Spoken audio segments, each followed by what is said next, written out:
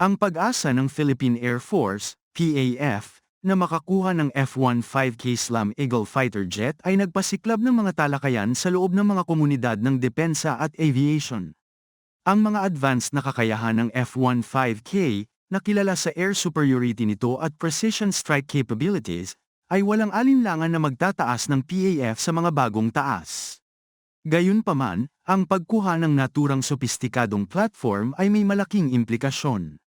Ang F-15K ay isang magastos na pamumuhunan na nangangailangan ng malaking mapagkukunang pinansyal para sa pagkuha, pagpapanatili, at pagsasanay sa piloto.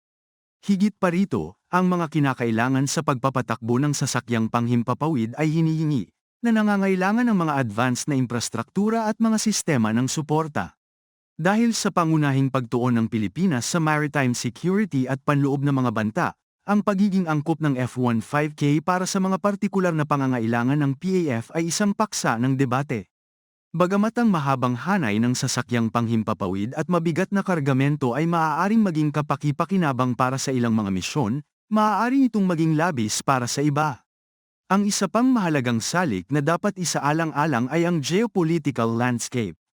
Ang pagkuha ng F-15K ay maaaring potensyal na makaapekto sa regional na dinamika at magtaas ng mga alalahanin sa mga kalapit na bansa.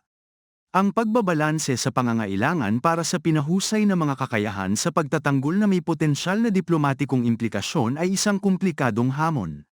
Sa huli, ang desisyon na kumuha ng F-15K Slam Eagles ay isang madiskarteng desisyon na may malalayong kahihinatnan.